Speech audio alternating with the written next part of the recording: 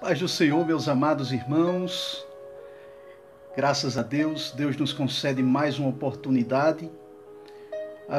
Havíamos programado este vídeo para realizá-lo às 21h30, mas resolvemos antecipar, aproveitando o momento, para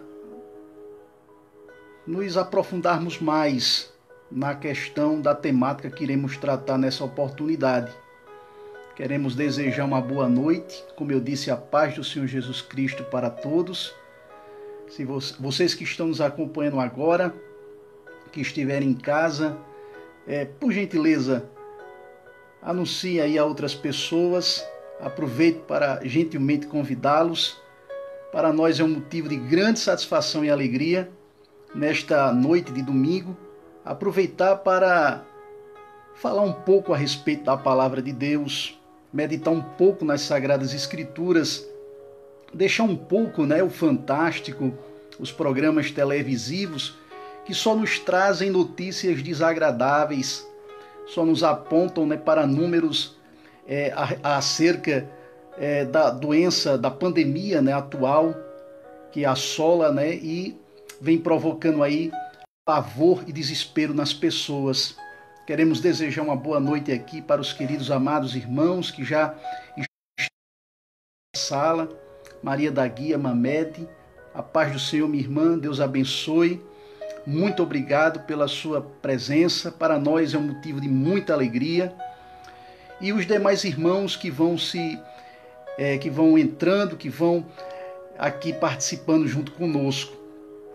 E aqui existe uma interação, não só é uma mão de via única. Qualquer questionamento, qualquer menção daquilo que nós estamos tratando, estamos aqui para aprender uns com os outros. Nós não somos detentores absolutos do conhecimento, estamos também aprendendo, somos aqui estudiosos da palavra de Deus e queremos dividir um pouco esse nosso pequeno conhecimento com os amados irmãos. E vamos estudar, meus queridos, nesta feita. Na verdade, vamos trazer uma palavra devocional, Aproveitar esse momento em que estamos vivenciando, como eu disse inicialmente, momento esse em que as pessoas estão mais reflexivas, estão buscando mais inspirar-se acerca dos últimos tempos. Esse momento exato que estamos vivendo é propício para essa mensagem que vamos trazer, que são as 7 evidências da volta de Jesus. Pois, como vocês sabem, Jesus um dia esteve aqui e ele prometeu que irá retornar um dia. Irá retornar um dia para cumprir a promessa que ele próprio antecipou a todos nós. E antes dele, todos os outros profetas, a exemplo de Daniel, de Isaías e de tantos outros profetas. E nós que cremos, porque a palavra de Deus é um livro de fé, é preciso que a gente creia no que está escrito nas Sagradas Escrituras. Nós que aguardamos ardentemente, pois o nosso plano não é aqui na terra. Nossa história de vida aqui na terra é passageira. Nós estamos aqui, meus amados, por pouco tempo. Estamos aqui provisoriamente como peregrinos, como diz a palavra. A nossa morada, como o próprio Jesus disse, não é aqui, é na glória celestial. Aqui nós passamos pouco tempo. Diz que uma geração ela dura em média cerca de 70 a 80 anos. Passando disso é enfado e canseira. A gente vive muito pouco tempo comparado com a eternidade que haveremos de alcançar. E é sobre esse fortalecimento espiritual, essa preparação, pois estamos vivendo os últimos tempos de fato. A Bíblia, ela cada vez mais vai se estreitando e mostrando para todos nós que o que foi revelado antes, agora está acontecendo. E é porque o que estamos vivenciando, o que estamos assistindo de perto hoje, é apenas o princípio das dores. É apenas o começo de dias difíceis ainda que esse planeta há de viver. Porque ao passar de tudo isso, quando tudo isso acabar, quando as aflições desse plano físico se encerrar, efetivamente viveremos sim um tempo de glória, um tempo glorioso ao lado de Jesus Cristo. As últimas páginas de Apocalipse, elas nos mostram, elas nos apontam para isso, que no lugar onde haveremos de habitar, as lágrimas não existirá mais, o corpo físico cansado e muitas vezes até doente, muitas vezes até golpeado e atingido pelas doenças próprias deste corpo falível, um dia não existirá mais, porque receberemos um corpo glorificado semelhante ao de Jesus Cristo. Porque Jesus, conforme diz a palavra, ele ressuscitou, está vivo, está sentado à direita de Deus Pai Todo-Poderoso. E ele prometeu, assim como ele ressuscitou, nós ressuscitaremos com ele. E esta é a primeira ressurreição da qual ele nos revelou, da qual ele nos deixou. Aqueles que dormem em Cristo, aqueles que morreram com a esperança, certamente anteciparão a nós, se por acaso no momento de sua volta estarmos vivos, e aqueles que morreram, entre aspas, porque na verdade apenas dormem, apenas descansam, um dia ressuscitarão primeiro, e nós que estivermos vivos seremos arrebatados. E o que é o arrebatamento? O arrebatamento, como o próprio significado da palavra nos diz, é a tomada à força. No bom sentido da palavra, e não sendo empregada no sentido pejorativo, na verdade seremos tomados dessa terra. Para que no sétimo milênio, para que no reino milenar de Cristo, onde o diabo, que é o autor de toda maldade, não tenha dúvidas disso. Pois assim como cremos que existe Deus, cremos que existe Jesus, que um dia Jesus esteve aqui e morreu por nós, o mal também existe. O mal, inclusive, ele habita nas regiões celestiais. O tempo todo o adversário, que significa Satanás, com seus demônios, ele vem tentando destruir as vidas. Ele vem tentando minar para destruir as vidas, para levar o máximo de gente possível. Porque, infelizmente, a Bíblia nos fala que nem todos conseguirão se salvar. Agora, não é por conta da misericórdia, da graça e do favor de Deus. É por conta da própria rebeldia dos homens. É por conta da própria desobediência dos homens. Porque a intenção, o amor de Deus quer alcançar todos. Mas a Bíblia diz que o caminho que conduz a Deus é um caminho estreito. É um caminho apertado. E o caminho que conduz à perdição é um caminho alargado. É um caminho mais espaçoso. De modo tal que muitos preferem, até pela comodidade, tomar este caminho largo e espaçoso. Porque o aperto, o caminho estreito e apertado, talvez inicialmente seja incômodo. Porque a palavra de Deus nos diz que no mundo teremos aflições. No mundo tereis aflições, mas tende bom ânimo. Tende bom ânimo por quê? Porque o que há de nos acontecer num futuro muito próximo é de glória celestial. E isso não é pseudo-religiosidade, isso não é pseudo-realidade, isso é a própria realidade. E nós que cremos, aguardamos com esperança a concretização de tudo isso. Na palavra de Deus, aqui no capítulo 24, vamos paulatinamente pontuar cada sinal, cada evidência que demonstra aí a volta de Jesus Cristo. E vocês vão testificar junto comigo pela palavra que de fato Jesus está às portas. Como diz Yaronã, João, o escritor de Apocalipse, ora vem, Senhor Jesus. Maranata, ora vem, Senhor Jesus. Isso quer dizer que ardia no coração de João e, por conseguinte, arde no coração de todos nós. Porque o Espírito Santo de Deus, habita em mim, habita em você também, habita em teu coração.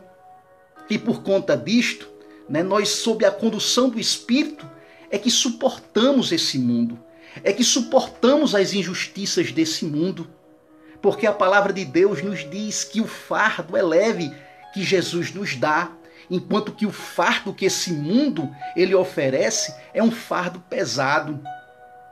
As estatísticas elas comprovam que as pessoas estão cada vez mais doentes, mentalmente dizendo, psicologicamente dizendo, porque a dureza para sobreviver está cada vez mais persistente, está cada vez mais difícil sobreviver hoje.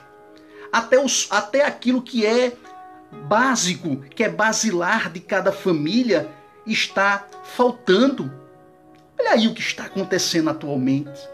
Os alimentos cada vez mais caros, as pessoas tendo que trabalhar mais para conquistar o seu pão de cada dia, para levar o alimento para a sua casa, tendo que trabalhar praticamente o dia todo, e muitos até não estão podendo trabalhar, estão sendo proibidos de trabalhar, os preços cada vez mais altíssimos da alimentação, e é como eu disse, os alimentos sendo cada vez mais escassos, minimizados. E você, dona de casa, você, dono de casa, está sentindo isso no bolso. Quando leva para casa aquilo que comprava antes, muita coisa, hoje está levando muito menos. Isso é um sinal de que o fardo desse mundo é um fardo pesado. As pessoas, infelizmente, estão sofrendo. E isso são consequências, infelizmente, dos próprios pecados. Certa feita, Jesus, ele caminhava com os discípulos em direção ao monte, onde de costume ele se fazia presente neste monte. E no decorrer do caminho, Jesus ia dialogando com os apóstolos. E os apóstolos, eles tiveram a curiosidade de perguntar a Jesus que sinal ele, como mestre, porque Jesus era um rabi, era um mestre, era um profundo conhecedor, as pessoas saíam de longe para ouvir as palavras de Jesus. Jesus foi o maior orador já existente, porque ele falou de coisas profundas que nós, seres humanos, não conseguia e não consegue muitas vezes interpretar. E como prova disso, o próprio livro de Apocalipse, um livro simbólico, onde se levanta vários questionamentos em vários pontos. Por quê? Porque nós analisamos as coisas sob a ótica humana. E o homem, sob a ótica humana, não consegue entender as coisas espirituais, aquilo que é do espírito. E aquilo que é do espírito, obviamente, é interpretado de forma espiritual. É uma consequência. Quanto mais se busca a resposta a Deus, mais se tem a resposta das coisas no lado espiritual. E o lado espiritual, obviamente, ele repercute, ele perpassa também para o lado material, para o lado físico.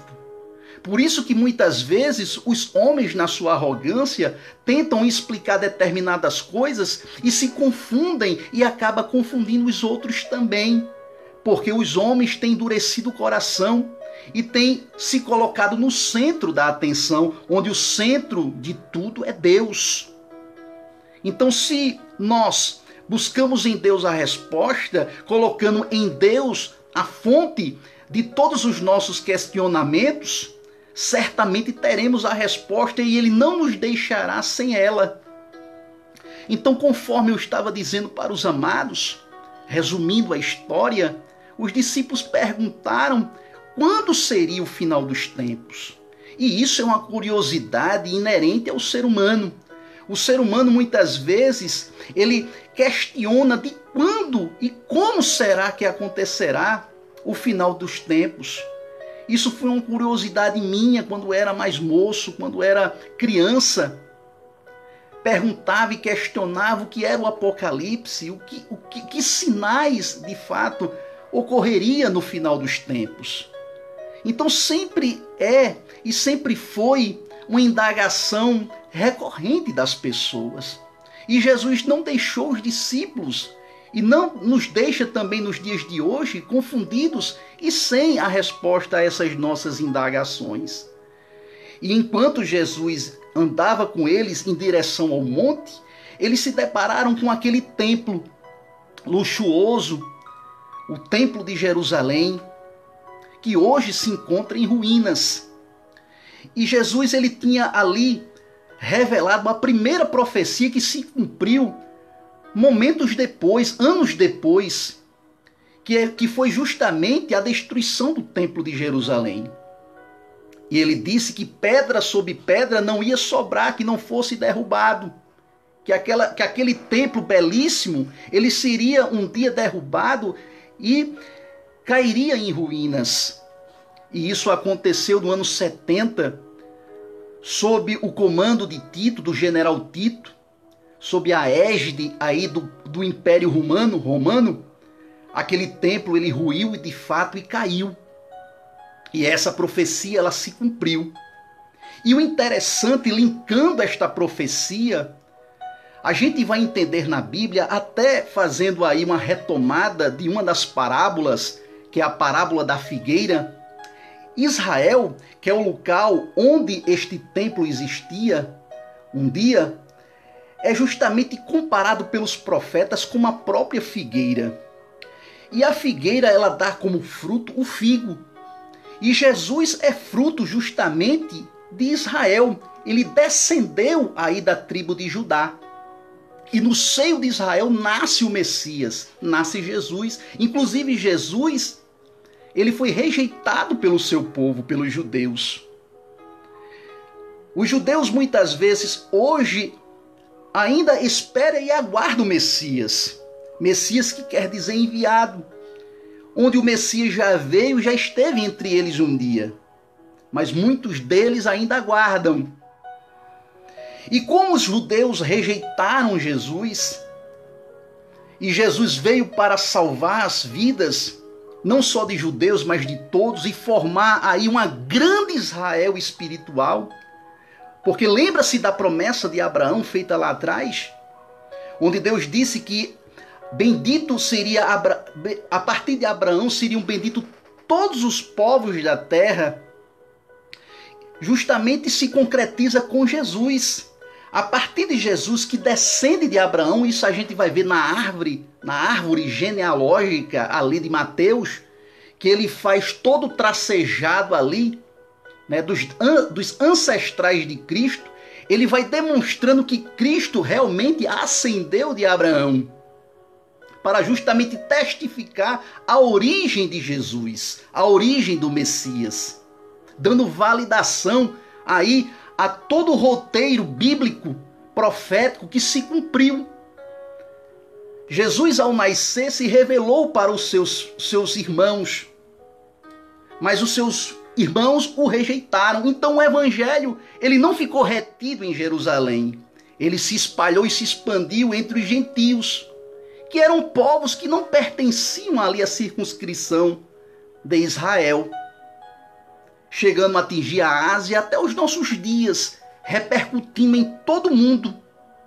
E é uma das promessas de Cristo que, enquanto o evangelho não for pregado nos 4 cantos da terra, o fim não pode acontecer. E a internet tem permitido, mensagens como essa têm permitido que o evangelho se espalhe, que as pessoas presentes nos rincões mais distantes da terra tenham contato aí com a palavra. Como vocês podem perceber, está cada vez mais. E lives como essa, como a minha, têm ajudado, têm contribuído aí, né, para a divulgação, para a anunciação do evangelho, porque é necessário, é mister que o evangelho ele se aprofunde, ele ganhe territórios, ele chegue a atingir as pessoas. Isso é bíblico. Não haverá o fim enquanto o evangelho não for pregado até os confins da terra. Então o evangelho não ficou retido ali em Jerusalém. Ele se expandiu. No século XX, meus queridos, Israel, que é a figueira, e aí fazendo a comparação ali com a parábola da figueira, predita até antes, né, pelo profeta Oséias, apontando Israel, né, como figueira, como uma figueira, onde floresceu no ano de 1948. exatamente no dia 14 de maio de 1948. E existe aí, meus queridos, uma profecia em cima disso. O templo que hoje está em ruínas, o templo de Jerusalém que foi derrubado pelo Império Romano e hoje tem lá, para quem viajou para Israel, tem lá apenas um muro chamado Muro das Lamentações. Nesse Muro das Lamentações, justamente, são as ruínas que sobraram daquele templo que foi reconstruído. E ele foi derrubado, e conforme vocês podem observar aqui no capítulo 24 de Mateus, admirado pelos discípulos, e que Jesus disse que seria derrubado aquele templo. E de fato isso aconteceu, como eu disse, retomando no ano 70 pelo general Tito, no Império Romano, pelo Império Romano. Mas profeticamente existe aí uma previsão de que este templo será novamente reerguido. E não é, meus irmãos, que nesses últimos anos, tem se falado sobre isso, que já existe uma perspectiva concreta, real, da retomada, da reconstrução desse templo de novo. E eu vou explicar para os amados, no final, o porquê disto. Primeiro porque, obviamente, é um cumprimento da palavra, onde lá na figueira diz que Israel, comparado à figueira, vai florescer quando seus ramos se tornarem tenros e as suas folhas brotar, significa aí o reflorescimento de Israel. E Israel de fato refloresceu, como eu disse a vocês, no ano de 1948. No ano de 2018 fez 70 anos, que Israel ela se tornou um estado.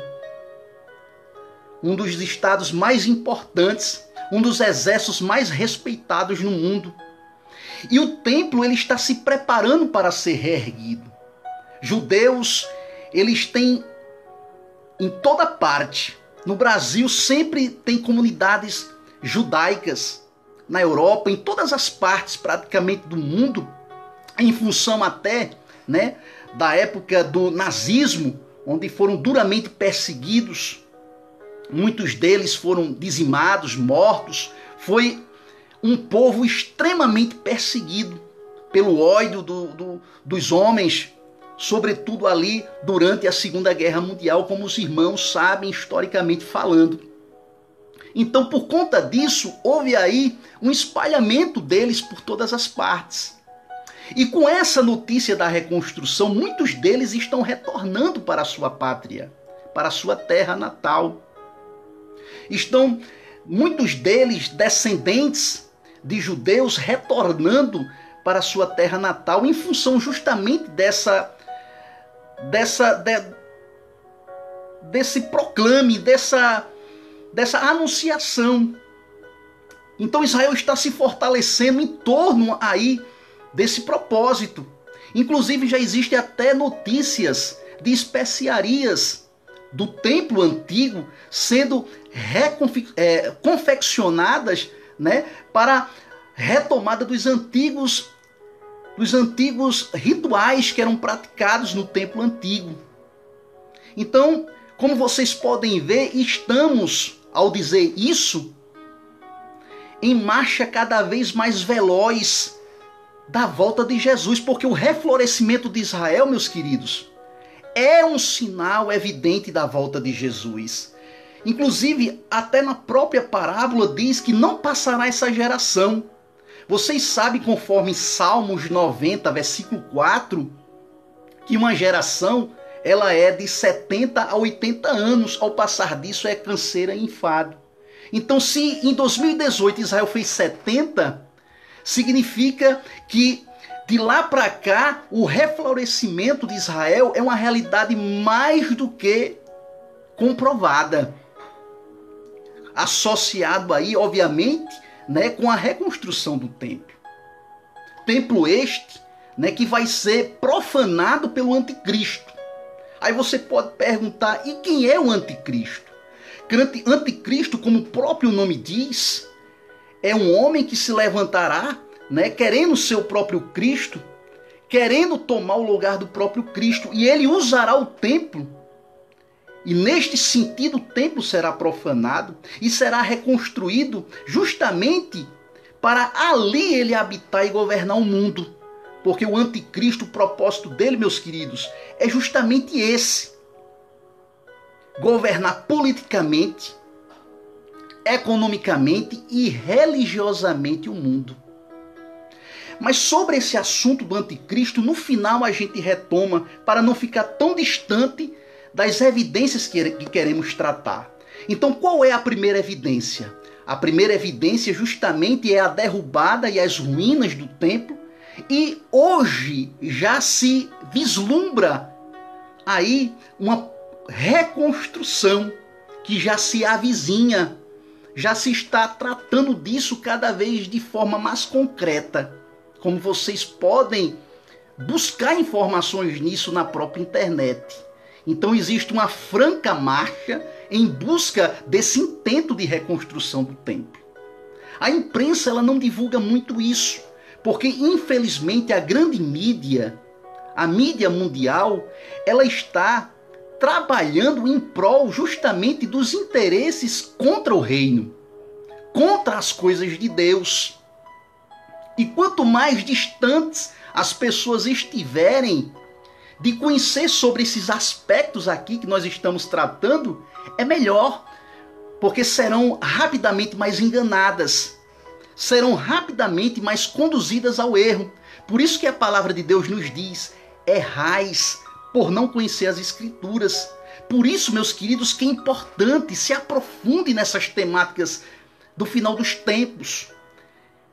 Se aprofunde nas questões inerentes às coisas que haverão de acontecer, paginadas nos livros proféticos, sobretudo o livro de Apocalipse, que é o livro da revelação. Então, o primeiro sinal que vos trago, a primeira evidência é justamente essa, o reflorescimento de Israel. Primeira evidência. A segunda evidência, meus queridos, que queremos trazer aqui para os amados, são os enganadores, os falsos profetas, pessoas aí que estão, infelizmente, usando um falso ensinamento e trazendo até muitos escândalos. Quantos, infelizmente, não dão mais crédito àquilo que é puro e cristalino, justamente porque ficou ofuscado pelo escândalo promovido por alguns. Justamente esses, muitas vezes, que se intitulam e chegam até se colocar como o próprio Cristo de forma ousada. E muitos, infelizmente, têm dado crédito a essas pessoas. Então Jesus advertiu como segunda evidência, e isso cada vez mais intenso, porque você pode perguntar: mas querido irmão, isso sempre aconteceu. Sempre houve doutrinadores, falsos ensinamentos, mas cada vez mais, se vocês perceberem, meus queridos, isso está cada vez mais intenso. Porque o espírito, lembra do que eu falei do anticristo para vocês? O espírito dele já existe na forma de nova era. Muitas vezes, e isso é um propósito do adversário, é se apoderar das coisas que são de Deus para imitá-las, para dar um aspecto aí como se fosse de Deus. Porque o adversário, Satanás, ele se transfigura também de anjo de luz. Já existe um ditado popular, né, que diz que nem tudo que reluz é ouro. E às vezes existe uma roupagem de santidade, onde na verdade é uma falsa piedade. E isso foi advertido pelo próprio apóstolo Paulo. Foi uma das grandes preocupações de Paulo, porque Paulo vivia ali nos cárceres, quando escreveu cartas como Colossenses, Filipenses, Filemon, e ele advertia, através de seus seguidores mais chegados e mais fiéis, as igrejas que ele tinha espalhado por onde ele passou. Pois Paulo foi um dos grandes vanguardistas do evangelho para os gentios. Foi através do missionário Paulo que o evangelho deixou de ficar concentrado em Jerusalém e se expandiu. E nas suas prisões, como não era possível ele estar presente, ele escrevia as cartas e enviavam através de seus discípulos, como Timóteo, por exemplo. Timóteo foi um dos que levou a carta aos Colossenses, por exemplo. apontando Jesus Cristo como centro, como plenitude de Deus, como caminho que leva até Deus, apontando ali que Cristo pagou a cédula do nosso endividamento por conta de nosso pecado, mostrando ali que Jesus é o caminho, pois estava sendo praticado ali, no meio daqueles irmãos de Colossos, que era a igreja onde Epáfras, por exemplo, ao ler a epístola de Colossenses, vocês vão ver de início todos esses personagens. E Paulo advertindo justamente do perigo desses falsos ensinos. Pois pessoas estavam tentando, misturar a palavra com sofismas, com ideologias, com paradigmas humanos, que deturpavam a verdadeira fé. Onde a gente sabe que, na verdade, tudo começou com Cristo e terminará em Cristo, pois Ele é o Alfa e o Ômega. E nossa salvação depende único e exclusivamente por Jesus. Não existe sacrifícios humanos, práticas judaizantes, que nos faz mais ou menos importantes. Nós somos importantes, todos nós, independente de quem somos, por conta de Jesus. O nosso único dever é reconhecer o Filho de Deus como Salvador. Então Paulo estava justamente advertindo o cuidado que eles deveriam ter, analisando as Escrituras para que eles não perdessem o foco, para que eles não perdessem o alvo. Então, meus queridos, os falsos ensinos, os falsos doutrinadores, os falsos profetas estão cada vez mais existentes nos nossos dias. Pessoas muitas vezes revestidos de uma aparência, como eu disse a vocês, de piedade, onde na verdade são corações de lobos, onde o interesse não é pregar a palavra. Meus queridos, as coisas desse mundo corruptível não se misturam com as coisas de Deus. Aquilo que é material, que está justamente no coração desses homens enganadores, desses falsos profetas, dessas pessoas que levam falsos ensinos e tem muitas vezes aí até enganado os desavisados, pois as pessoas que buscam menos a palavra são aqueles mais susceptíveis, são aqueles mais propensos a cair nas armadilhas, nas amarras desses homens. Quando eu falo em homens, eu falo no sentido genérico, incluindo os dois sexos, incluindo homem e mulher. Pois assim como existem falsos profetas, existem também falsas profetisas. Existem também professoras que conduzem, mestres, mulheres que conduzem as pessoas ao engano, infelizmente. E às vezes as pessoas se deslumbram até pelos milagres. Porque, infelizmente, do lado das trevas existem também operações de milagres.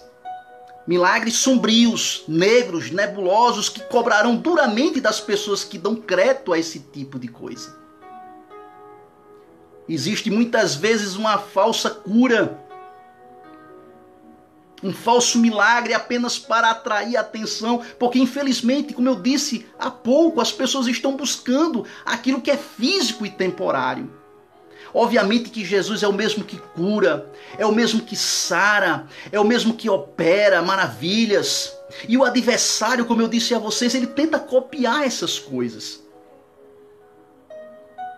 Ele tenta copiar e ele se expressa justamente na forma enganosa através dessas pessoas, para arrastar multidões. E as pessoas acharem que estão aí servindo a Deus, onde na verdade estão sendo enganadas. Meus queridos, vamos buscar a palavra, vamos apontar para a palavra a verdade absoluta e plena como manual de nossas vidas, para que não nos enganemos com os tais. Então, primeiro sinal, primeira evidência, reflorescimento de Israel. Segunda evidência, cada vez mais intensa, o surgimento de falsos profetas, de falsos ensinos, que se misturam, que se mesclam ali, infelizmente, no meio até de determinadas denominações, de determinadas religiões. E quantas seitas tem aí?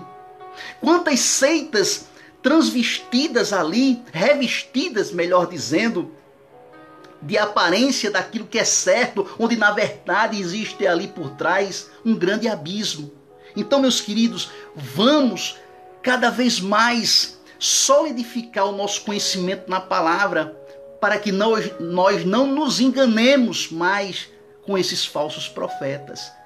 Terceiro grande evidência da volta de Jesus, as guerras, os rumores de guerras. Nunca vivemos, meus queridos, um período tão conturbado como o período atual. E aí eu falo de guerra no sentido amplo. Eu não falo apenas de guerra entre nações, pois a gente sabe que isso sempre existiu. No século passado, século XX, houve 2 grandes guerras mundiais. E se vocês perceberem, os rumores dessas guerras, eles estão cada vez mais presentes. Eles estão cada vez mais ocorrendo com a maior intensidade. De modo tal, meus queridos, que essas guerras, elas têm se tornado de forma cada vez mais contumaz, cada vez mais normal. Onde uma nação ameaça outra, onde uma nação acusa outra, onde existe aí o dedo praticamente apontando, pois essa é a sensação que nós temos para um míssil ser jogado em direção a outro país, pois a grande tribulação será tomada por guerras. Mas como nós estamos no princípio das dores, que é o período atual, que é o período que circunscreve os dias atuais, pois nós não vivemos ainda a grande tribulação, apenas princípios de dores, pois vocês vão ver aqui no capítulo 24 de Mateus, do Evangelho de Mateus, que tudo isso que estou descrevendo são evidências da volta de Jesus, mas são princípios das dores. Porque o pior está para acontecer num período chamado Grande Tribulação. A Grande Tribulação, meus queridos, as guerras elas ocorrerão de forma mais intensa, gerando por conseguinte o que? Fome, pestilências, pois após sempre uma grande guerra, o mundo é tomado, por destruição, por caos econômico, por perdas de vidas, com muitas mortes e repercussões de ordem econômica, como eu disse, atingindo sobretudo os mais pobres, massacrando os mais pobres com fome, pestilências. Olha aí o coronavírus. O coronavírus é uma pestilência.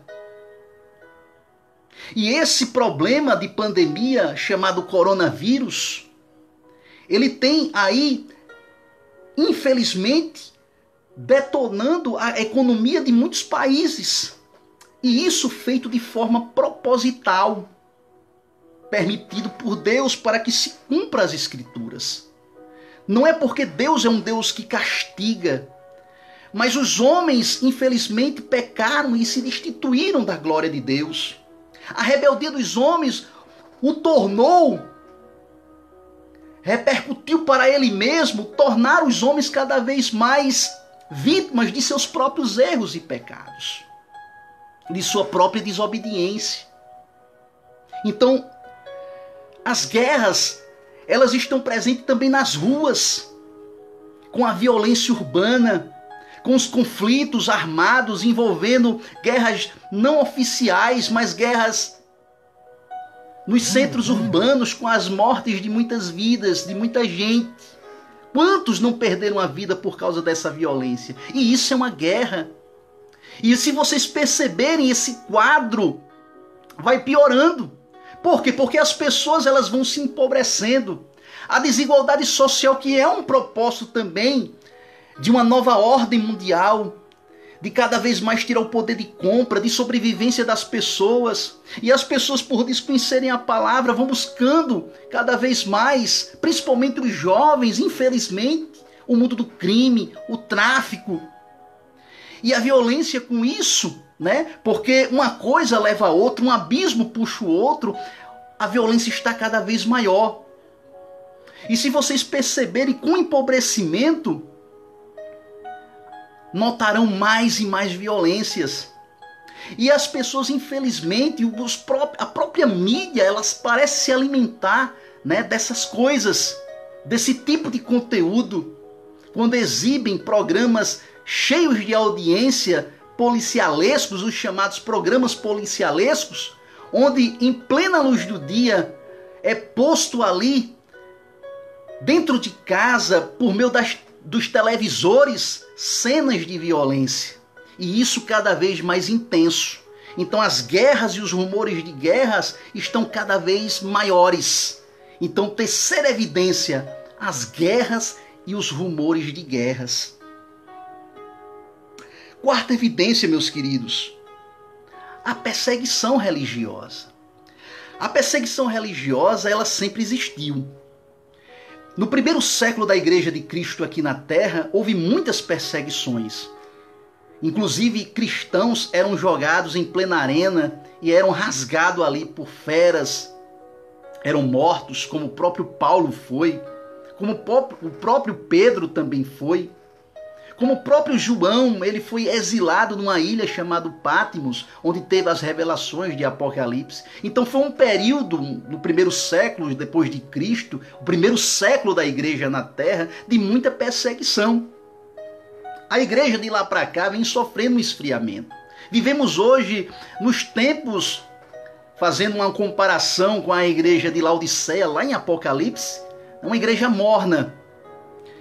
Mas houve uma época da igreja em que ela estava mais firmada, ela estava mais sedimentada e por conta disso sofria intensos ataques. Mas se vocês perceberem, a igreja hoje é duramente perseguida.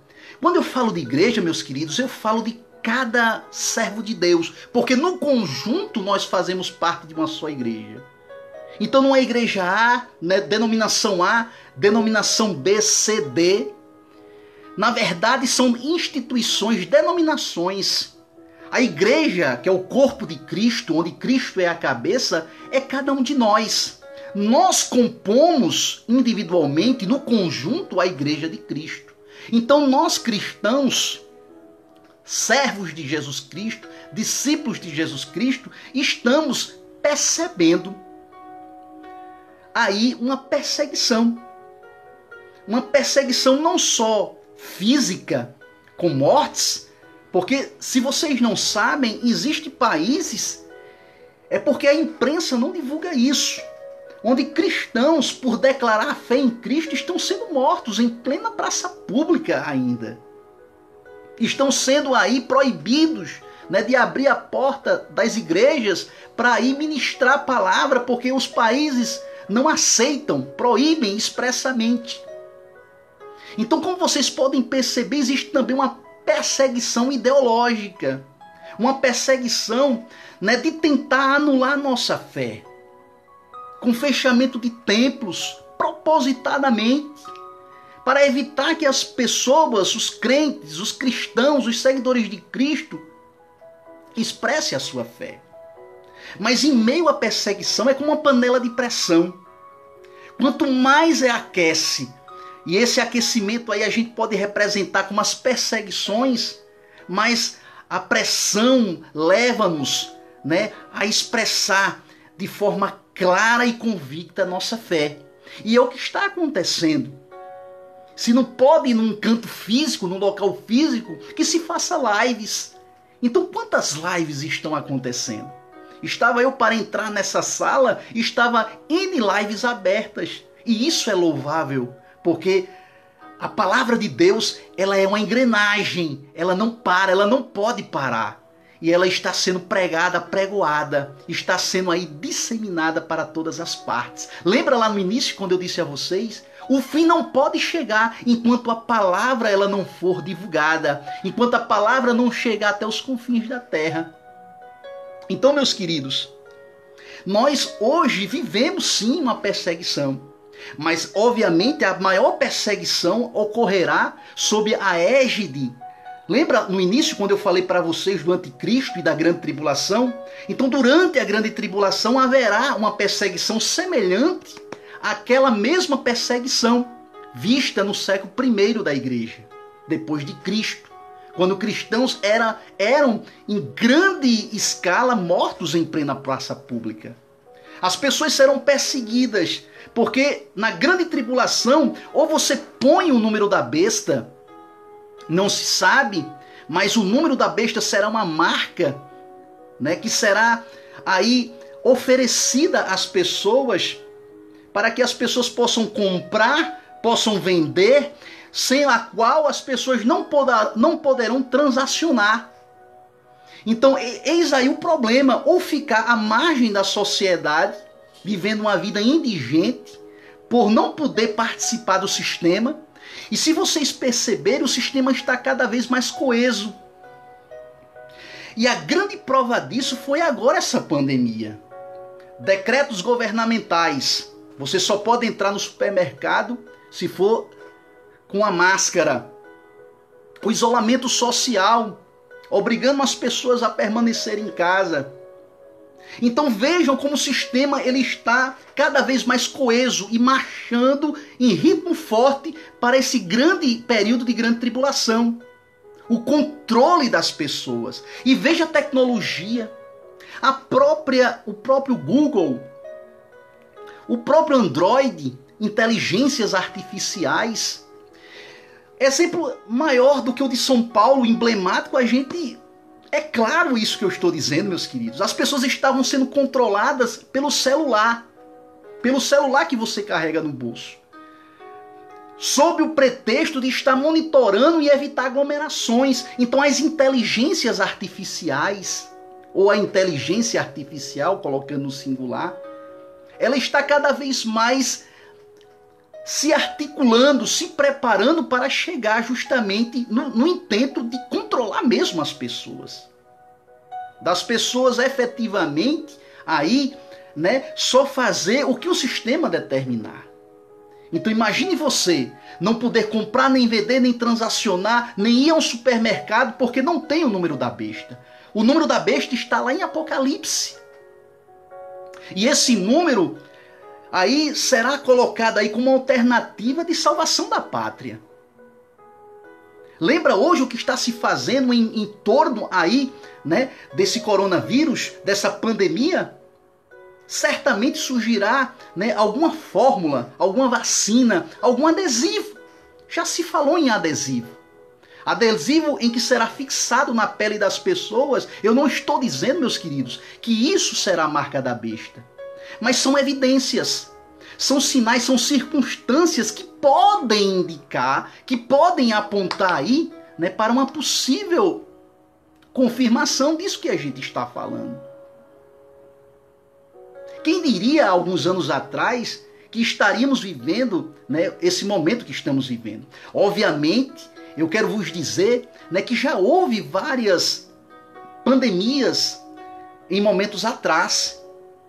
A própria gripe espanhola, mas hoje está acontecendo cada vez mais intenso e com a maior frequência.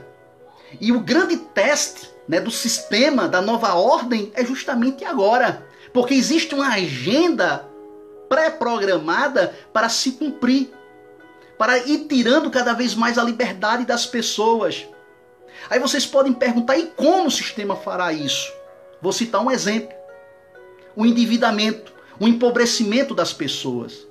As pessoas hoje não podem trabalhar, ou não puderam trabalhar. Sobretudo as pessoas aqui no Brasil, que vivem na sua maioria do trabalho informal nas ruas, vendendo seu espetinho, a sua pipoca na praça, dependendo aí cada vez mais da ajuda do governo, dos R$600, né, pagos pelo governo, o auxílio emergencial.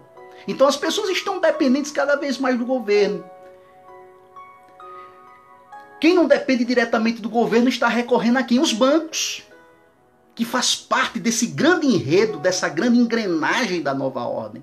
Pois o que é que os bancos estão fazendo? Estão emprestando, ou seja, estão lançando a isca, oferecendo créditos fáceis, abundantes. As pessoas estão fisgando essa isca, estão se endividando, né? está, por consequência, perdendo, entendeu, o seu poder de compra por conta do endividamento. Os bancos cada vez mais ricos. Observem, depois desta pandemia, ou depois da flexibilização que já está sendo anunciada pelos governos municipais e estaduais, os bancos eles sairão dela certamente mais enriquecidos. Com certeza mais enriquecidos. Porque as empresas recorrerão a empréstimos para cumprir com as obrigações trabalhistas. Pequenos e microempreendedores recorrerão também a empréstimos, porque ou recorre, ou como irá sobreviver, ou como irá tocar a sua vida. Então, observe aí a relação. Então, o sistema está cada vez mais afunilando. Está cada vez mais se estreitando para levar a esse propósito de controlar as pessoas. Na China, meus queridos, já existe um sistema de controle onde as pessoas efetivamente são pontuadas. Elas são pontuadas. Então, cada falta que ela comete, né, é diminuído percentuais e vai tirando direitos dessas pessoas. Então, o modelo aplicado na China é um protótipo daquilo que o anticristo usará nos dias da grande tribulação. Certamente, né, o controle passará necessariamente pelo aspecto econômico, porque é com ele, é com a economia, o aspecto financeiro que mais pesa na vida das pessoas. E os bancos, né, repito, eles fazem parte desse sistema. E cada vez saem mais fortes, mais fortalecidos. Essa é uma mensagem talvez a priori pareça absurda. Mas um dia essa mensagem, né, não me colocando aqui como verdade absoluta. Imagina, quem sou eu? Mas é com base na palavra. Nos estudos que temos feito na palavra, estamos observando claramente, né, esse afunilamento. E a gente associa este afunilamento com a realidade. E a realidade, ela corrobora, né, com aquilo que está escrito aqui na palavra. Porque, repito, o anticristo ele quer controlar o homem em todos os aspectos. Socialmente, mentalmente, com a inteligência artificial, o 5G está às portas. A tecnologia 5G, para quem não conhece, está às portas. E a tecnologia 5G, ela trará um maior controle, repercutirá um maior controle sobre as pessoas. E isso já foi predito antes, porque por Daniel, lá no Antigo Testamento, que nos últimos tempos a tecnologia multiplicará. A ciência multiplicará, melhor dizendo. E é isso que está acontecendo. A ciência se multiplicando a serviço do anticristo, do sistema governamental único e global, que vai justamente surgir no momento da grande tribulação. Então, qual é a quarta evidência, meus queridos? Perseguição religiosa. Estamos vivendo o princípio disso, mas será muito mais dura na grande tribulação. Ou você coloca a marca, que é o número 666, só um detalhe. O código, os 3 últimos números, né, do cartão Visa, eles têm ali o número 666. É só uma curiosidade. Não estou querendo fazer associação nenhuma. Mas o que a gente está querendo suscitar apenas aqui é aguçar a curiosidade dos irmãos sobre a temática. É apenas trazer aqui um aspecto que a gente entende pela palavra ser os últimos tempos, sim. Evidência dos últimos tempos. Evidências da volta de Jesus. Então, meus queridos, outro grande sinal é o esfriamento também espiritual. O esfriamento do amor entre as pessoas. Como diz aqui, por se multiplicar a iniquidade, o amor de muitos se esfriará. As pessoas estão cada vez mais desamorosas, mais intolerantes, por conta justamente da conjuntura mundial, entendeu? E por conta também de aspectos ligados ao financeiro. as pessoas têm endurecido seus corações, porque é peculiar do ser humano desenvolver o egoísmo. É central do ser humano ser egoísta por natureza, de guardar para si em detrimento dos outros.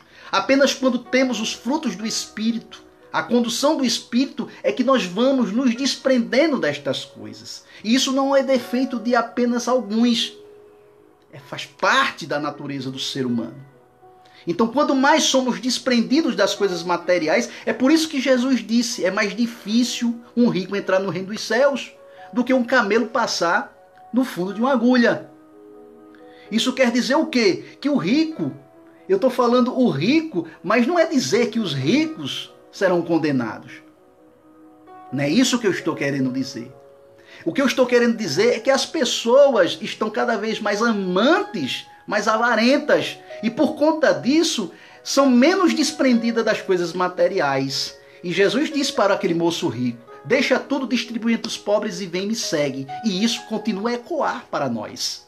Será que nós estamos deixando realmente para trás aquilo, que aqui mesmo nesse plano ficará para seguir a Cristo como seguidor? Ou a gente vai tomar a mesma atitude daquele moço rico?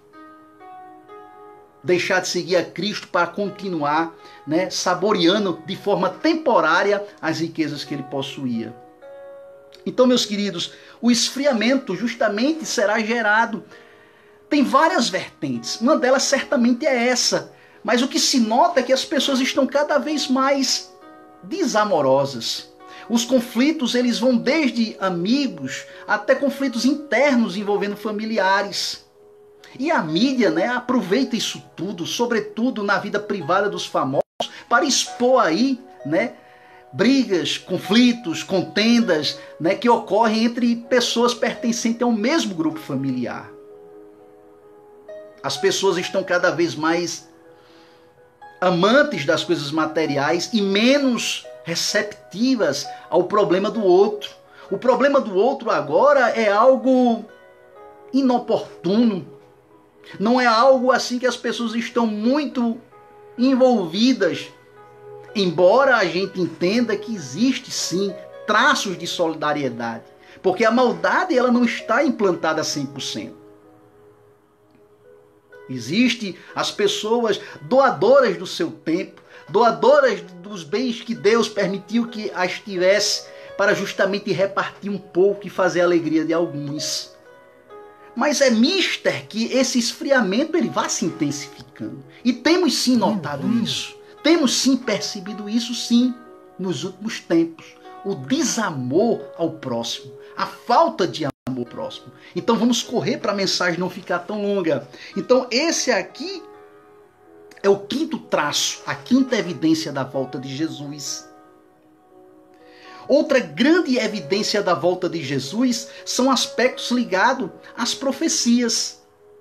As profecias, meus queridos, sempre foram e sempre serão o eixo que linka aquilo que Deus quer se revelar em termos de acontecimento posterior, para que nós não nos enganemos. Por isso que Jesus ele deixou as profecias para ser para nós, para todos nós aí, um norte a perseguir, um objetivo a seguir. Então, muitos profetas, eles deixaram claro aí no decorrer, que a voltar. Por exemplo, o próprio Abraão, no início, lá em Gênesis capítulo 15, versículo 13, ele previu 800 anos antes o cativeiro dos seus descendentes por 400 anos. O próprio Jeremias, ele previu 70 anos de cativeiro para o povo de Deus, para o povo que estava naquela época de Jeremias em rebeldia, e Deus tinha permitido o cativeiro, e eles passariam 70 anos, culminando aí com a destruição do primeiro templo. Vemos também o próprio Daniel. Daniel, ele profetizou 550 anos a respeito do reino eterno de Cristo. Então as profecias, elas são para nós o norte. De Adão até Cristo, conforme profecias, e eu vou ler para os amados, lá em Daniel, capítulo 9. Daniel, ele exatamente viu 70 semanas. Dia na Bíblia, conforme 2 Pedro, capítulo 3, verso 8, um dia é como 1000 anos. Então, de Adão até Cristo foram 4 milênios. 4 milênios. Jesus, ele nasce exatamente no ano 4 antes de Cristo, aproximadamente. E morre e é ressuscitado no ano 29. Então, de Adão até Cristo foram 4 milênios. Foram 4 dias. Dia que na Bíblia é como um ano. Então, depois de Cristo até os nossos dias, já se passaram mais de 2000 anos. Então, estamos vivendo atualmente, meus queridos, computando tudo no 6º milênio. Lembra lá de Gênesis, que Deus criou tudo, trabalhou durante 6 dias e no 7º ele descansou? Isso aí é profético. Isso significa dizer que a existência ela vai até o 7º milênio desse plano físico, deste mundo que observamos. E estamos atualmente no 6º, porque o 7º é de descanso. Lembra que no 7º dia Deus descansou? Isso significa que no 7º milênio viveremos o reino de Cristo, conforme previu ali no capítulo 9 de Daniel. Então estamos no 6º milênio exatamente. De Adão até os nossos dias. Então no total serão quantos milênios? Serão 7 milênios. E estamos exatamente no 6º. De Cristo, quando Cristo morre e ressuscita, que foi no ano 29 depois de Cristo até os nossos dias, já são 2000 anos ou 2 milênios. João capítulo 5, verso 17 diz: E Jesus lhes respondeu: Meu Pai trabalha até agora e eu também. O dia do descanso ainda não começou, que é justamente o 7º milênio, no 7º dia. Dia que na Bíblia representa 1000 anos, conforme João, repito. Conforme 2 Pedro, capítulo 3, verso 8. Um dia é como 1000 anos e 1000 anos como um dia. Meus queridos, e vi descer do céu está escrito lá no capítulo 20, verso 1 ao 2 e versículo 6 de Apocalipse. E vi descer do céu um anjo que tinha a chave do abismo e uma grande cadeia na sua mão. Ele prendeu o dragão e a antiga serpente, que é o diabo e Satanás, e amarrou por 1000 anos. Jesus está falando nas páginas de Apocalipse, através de Arronã, João, justamente do reino milenar de Cristo, que é esse reino predito pelo próprio Daniel. Então Daniel, 550 anos antes, ele previu aí o quê? O reino milenar de Cristo, que é o ano do descanso. E nós não estamos no ano do descanso, porque o ano do descanso será o 7º, estamos no 6º. De Adão para os nossos dias são 6 milênios. Estamos fazendo, meus queridos, aqui a evidência do 7º, da 7ª e última evidência da volta de Jesus. E vocês vão testificar que Jesus está praticamente voltando, está bem pertinho, vocês vão ver agora. 6 dias depois tomou Jesus consigo a Pedro e a Tiago e a João, seu irmão, e os conduziu em particular a um monte, e transfigurou-se diante deles, e o seu rosto resplandeceu como o sol, e as suas vestes se tornaram brancas como a luz. E eis que lhes apareceram Moisés e Elias falando com ele. Mateus capítulo 17, verso do 1 ao 3. Isso aqui está falando sobre o monte da transfiguração, onde apareceu ali transfigurado Moisés, que representa a lei, e Elias, que representa o profeta. E Jesus no meio, e uma voz do céu bradou: Esse é meu filho amado, a quem me comprazo. Significa dizer que Jesus está acima da lei e está acima dos profetas. Jesus é o centro. E Jesus tomou a parte 6 dias depois. Lembra de dias? Dias, né, como milênios, porque um dia é como 1000 anos. Então 6 dias depois tomou Tiago, Pedro e João. Significa o quê, meus queridos? Que nem todos terão oportunidade de ser chamado, de ser arrebatado, de ser tomado e de participar com Cristo desse reino milenar. Porque na segunda volta de Cristo, Jesus vem ocultamente, voltará ocultamente e tomará, arrebatará essas pessoas.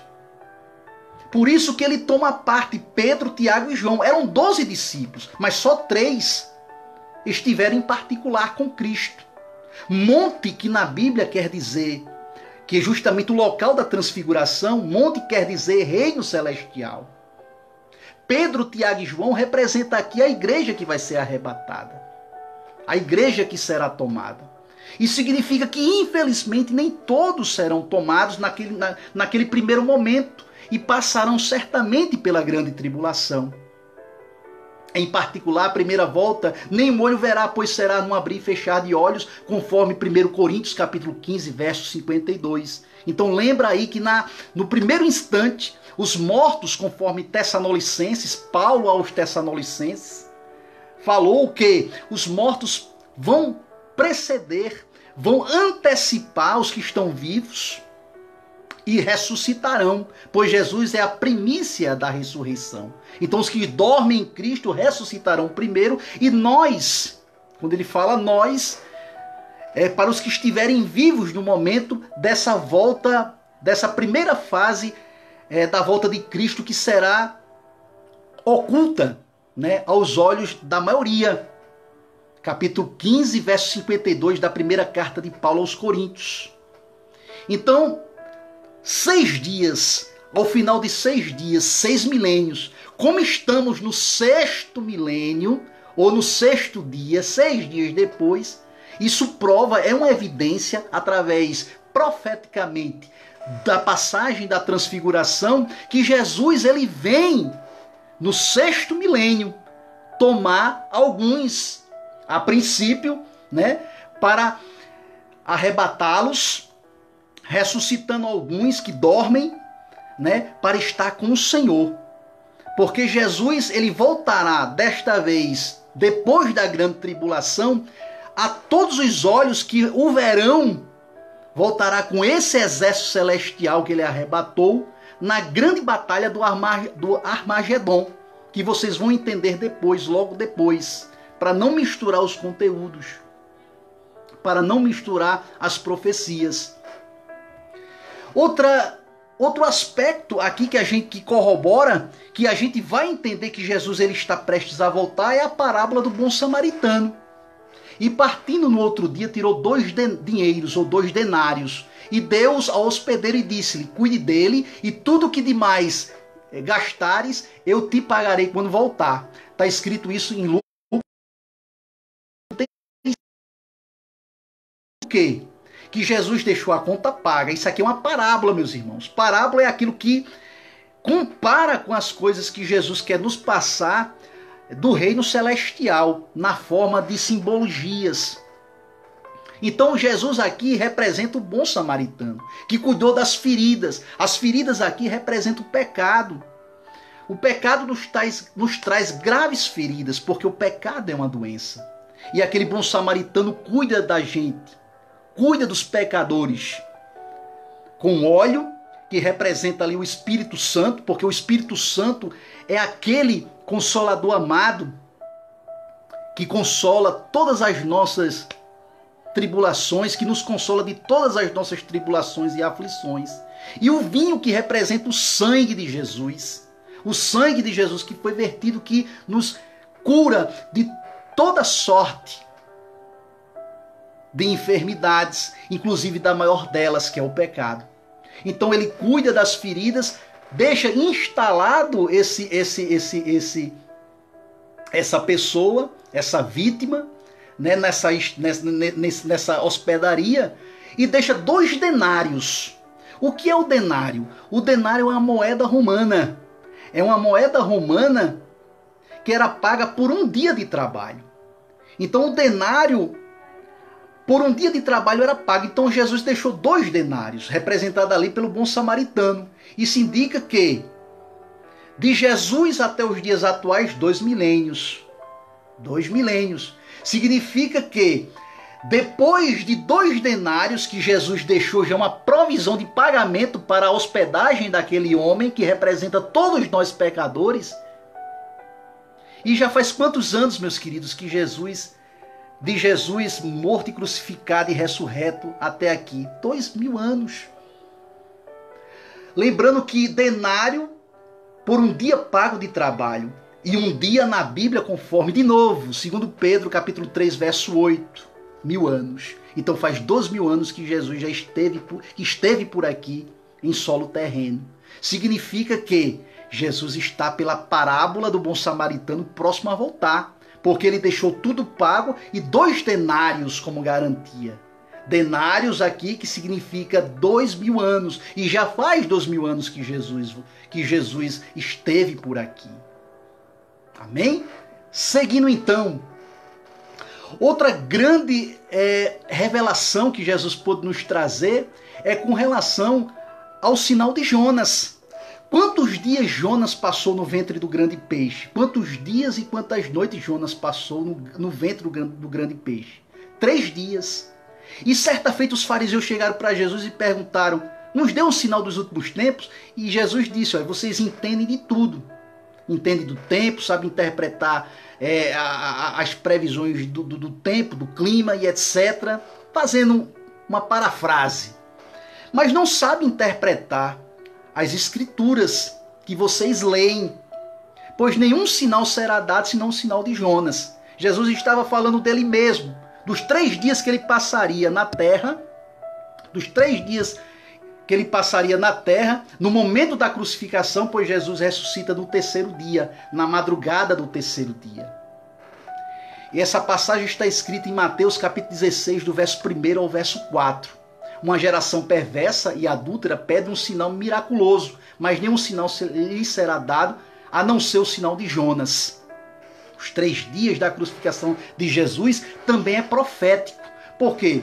Porque no primeiro dia Jesus morre, 1000 anos, primeiro dia 1000 anos, e quando isso aconteceu, ano 29 depois de Cristo aproximadamente, no terceiro dia, Jesus ele ressuscita, e a volta de Jesus, 1 Coríntios capítulo 15, verso 52, será oculta aos olhos da maioria, precederá com a ressurreição dos que dormem. Então Jesus, meus queridos, ele vai voltar entre o 2º e o 3º milênio, conforme o próprio sinal do profeta Jonas, que Jesus mandou que os fariseus atentassem para o sinal do profeta Jonas. Pois a morte de Jesus Cristo dos 3 dias não é por acaso. Os 3 dias, meus irmãos, é profético. Primeiro dia, morte. 29 depois de Cristo aproximadamente. E no 3º que vai acontecer a ressurreição, pois Jesus é a ressurreição dos mortos, vai se dar entre o 2º e o 3º milênio. Olha aí as coisas se encaixando. Continuando. Vinde e tornemos ao Senhor, porque Ele despedaçou e nos sarará. Feriu e nos atará a ferida. Depois de 2 dias nos dará a vida. Ao 3º dia nos ressuscitará e viveremos diante dele. Oséias, olha, Oséias, Velho Testamento, capítulo 6, verso 1 e verso 2. Então observem, 2 dias. Dias na Bíblia é 1000 anos. Dia na Bíblia é 1000 anos. Conforme, de novo, 2 Pedro capítulo 3, verso 8. 1000 anos. Então 2 dias, profeticamente aqui, né, anunciado por Oséias, em que em 2 dias as pessoas ressuscitarão. Então a primeira fase da volta de Cristo, que será oculta, repito, né, precederá aí com a voz de arcanjo, o alarido de Deus, conforme em Tessalonicenses, onde os mortos ressuscitarão e nós que estivermos vivos seremos arrebatados a encontrar o Senhor nos ares. Isso está escrito lá em Tessalonicenses, capítulo 4, versos 16 em diante. Basta vocês consultarem, meus irmãos, a palavra, e vocês vão atentar para isso. Então estejam preparados. Jesus ele quis deixar as profecias para que nós pudéssemos vigiar, pudéssemos atentar para a volta dele. Então Jesus nos salvou da ferida do pecado e nos ressuscitará também. Porém, o cumprimento da profecia acima de Oséias em relação a Israel ocorrerá no 3º milênio. Equivale a 1000 anos, segundo Pedro capítulo 3, verso 8. Então, meus queridos, estamos aí praticamente às vésperas da volta de Jesus. Para vocês terem uma ideia disso que estou vos falando, em Salmos capítulo 90, verso 4 diz: porque 1000 anos são aos teus olhos como o dia de ontem que passou e como vigília da noite. A vigília da noite é dividida em 4 partes. Estudiosos. Na primeira parte, que é a primeira vigília, vai das 6 horas da manhã às 21 horas da noite, primeira vigília. A segunda vigília vai das 21 horas da noite até meia-noite, segunda vigília. De meia-noite até 3 horas da madrugada, terceira vigília. De 3 horas da madrugada até 6 horas da manhã, quarta vigília. A quarta vigília, que é o 4º dia, já é o milênio, período de descanso. Então significa que Jesus, ele vai voltar, segundo as parábolas das virgens ali em Mateus, Evangelho de Mateus, à meia-noite, porque à meia-noite se ouviu a voz que o noivo estava voltando. Então significa, meus queridos, que entre o 2º e o 3º milênio Jesus está voltando. Já faz 2000 anos que Jesus esteve por aqui. Estamos praticamente finalizando o 6º milênio, porque o 7º é o reino milenar. 7º é o reino milenar. Aqui na parábola das virgens, Jesus Cristo arrebatará a sua igreja, que é representada pela noiva, entre a 2ª e a 3ª vigília, entre o 2º e o 3º milênios. Então estamos no 6º. Ou seja, estamos no 2º milênio, um pouco mais do 2º, porque faz mais de 2000 anos que Jesus Cristo esteve por aqui em solo terreno. Então Jesus vai vir na 2ª, 3ª vigília, ou seja, no 2º e 3º milênio. Antes de encerrar o 3º milênio, Jesus volta. E a parábola das virgens, elas nos demonstram isso. Tem outra parábola interessante. Aprendei, pois, esta parábola da figueira. Está aqui escrito no livro nos Evangelhos. Aprendei, pois, esta parábola da figueira: quando já os ramos se tornam tenros e brotam folhas, sabeis que está próximo o verão. Igualmente, quando virdes todas essas coisas, sabeis que ele está próximo às portas. Em verdade vos digo que não passará essa geração sem que todas essas coisas aconteçam. Uma geração na Bíblia, de acordo com Salmos 90, verso 4, está entre 70 anos a 80 anos. Porque passado isso é enfado e canseira. Se a pessoa passar dos 70, dos 80 anos, é enfado e canseira. Significa, biblicamente, que uma geração, ela dura em torno de 70 a 80 anos. A figueira, lembra lá do início da mensagem, representa o que? Israel.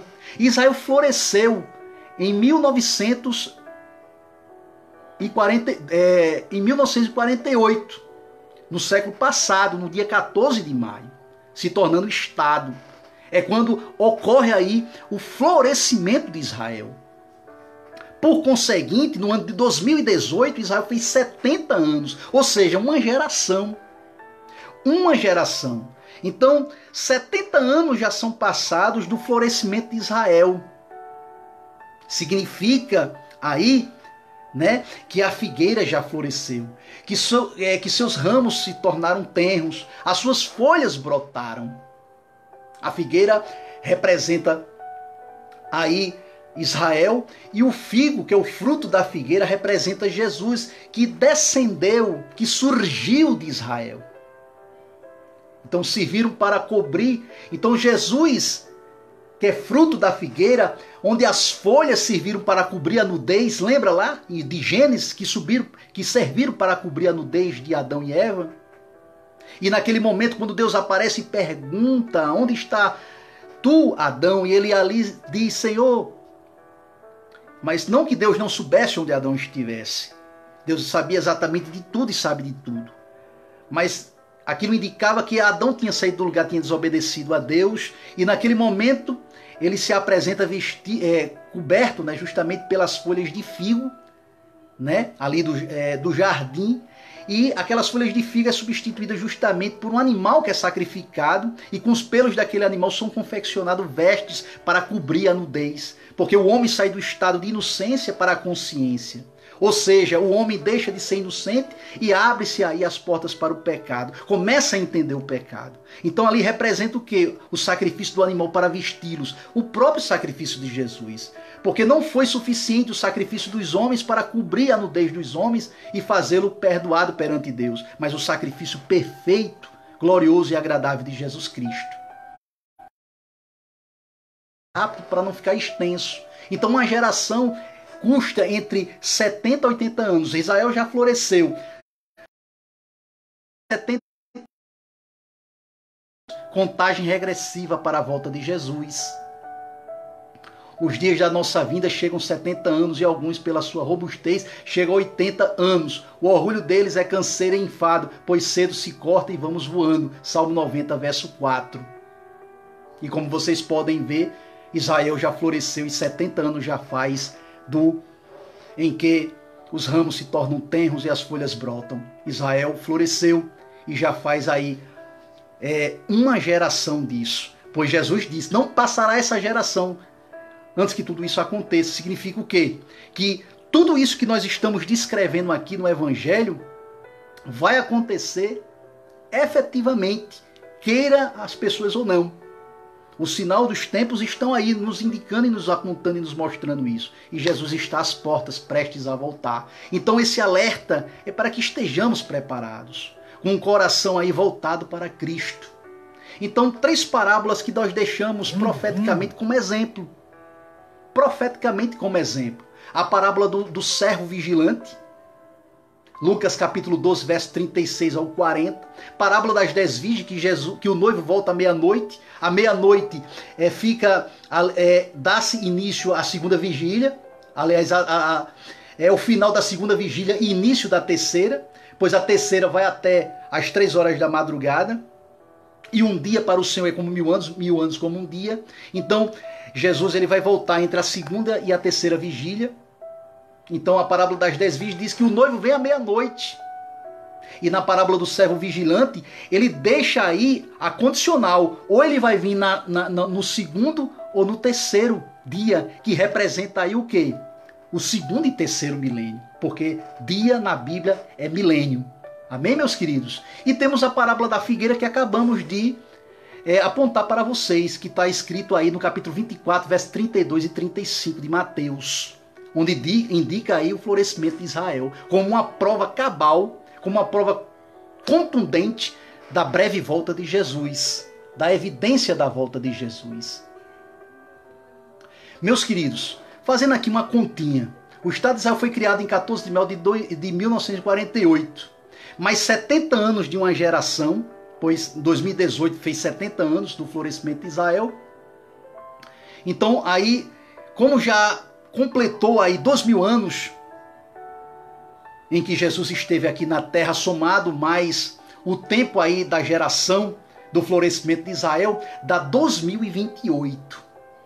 Isso aí não é uma indicação de minha parte, porque aí estaria sendo mentiroso, mas fazemos uma projeção bíblica, profética, e nisso não há pecado. Pecado é se eu dissesse aqui agora que Jesus voltaria em tal dia e tal hora.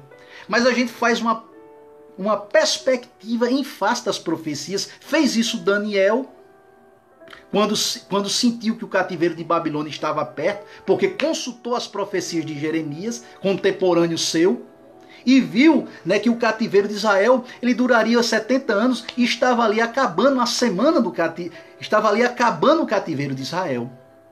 Amém, meus queridos? Então, estamos em 2020. 2018 já fez 70 anos. Como a geração é entre 70 e 80 anos, temos mais alguns anos aí. Quem sabe até 2028 Jesus já tem voltado. Meus queridos, queremos citar aqui, para finalizar, Lucas capítulo 21, verso 36, vigiai, pois, em todo o tempo, orando para que sejais havidos por dignos de evitar todas essas coisas que hão de acontecer e está em pé diante do Filho do Homem. Lucas capítulo 21, como disse, capítulo 21, verso 36.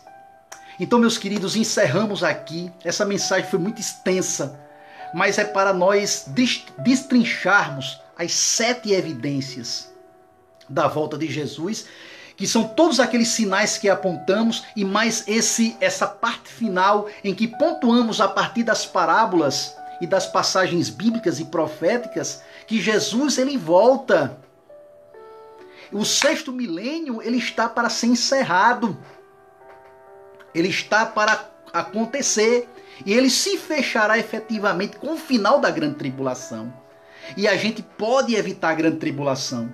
Lembra que eu disse a vocês a perseguição do anticristo e tudo se encaminhando para isso, onde as pessoas só poderão comprar e vender se tiver a marca da besta, e tendo a marca da besta perderão em definitivo a salvação, pois está escrito assim em Apocalipse, porque a marca é como se fosse um sinal, assim como nós temos o sinal de Cristo, selados ali pelo Espírito Santo. O anticristo ele será o instrumento de Satanás para selar também as pessoas que se renderão ao seu governo. E ao receberem esse sinal, essa marca, assinarão em definitivo ali uma condenação. E como será dura a grande tribulação. Então, para evitar a grande tribulação, é por isso que o versículo diz aqui que devemos vigiar para que estejamos preparados diante de nosso Senhor Jesus. Então, meus queridos, se um conselho é bom, receba esse conselho desse humilde servo de Deus. Talvez essa não seja uma live aqui com milhares de curtições, milhares de pessoas presentes, mas aqui vos trago um conselho bíblico, um conselho do Espírito Santo. Vigiai. Esse vigiar significa que devemos estar preparados. Lembra da parábola das 10 virgens? Rapidamente, a parábola das 10 virgens representa ali o povo de Deus. As pessoas que fizeram pacto com Deus. Mas no momento da volta de Jesus, 5 delas foram pegas como loucas. E não é porque estavam desavisadas. O noivo falou que ia voltar e que elas estivessem preparadas com suas candeias com azeite. Isso fala de preparação, de vigilância, para que a gente leve uma vida decente, seguindo as Escrituras copiosamente, buscando ser fiel a Deus, para que no momento de sua volta, Ele nos tome para Ele.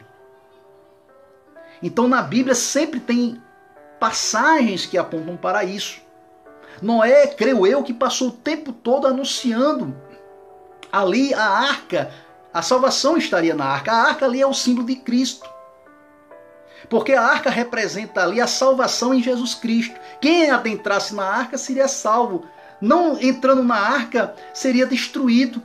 Então é você crer ou não crer. Então Noé passou 120 anos construindo aquela arca, se preparando.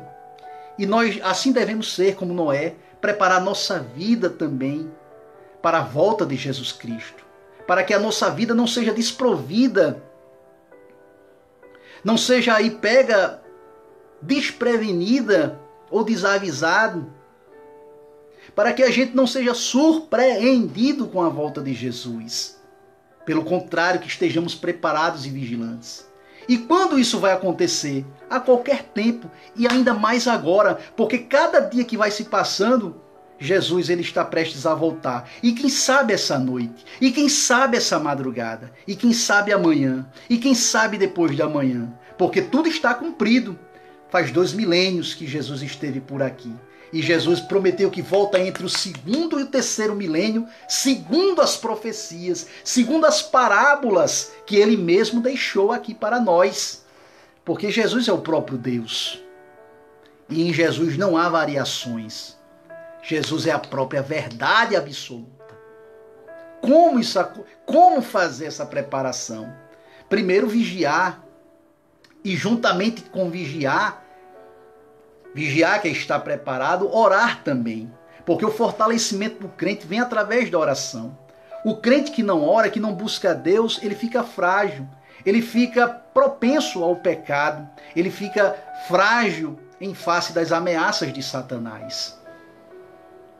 Tudo isso, meus queridos, para que possamos evitar a grande tribulação, para que possamos evitar a grande perseguição. Aí sim, na grande tribulação haverá uma grande perseguição a todo tipo de expressão religiosa, e principalmente a Cristo, porque existirá um anticristo que perseguirá os seguidores de Cristo.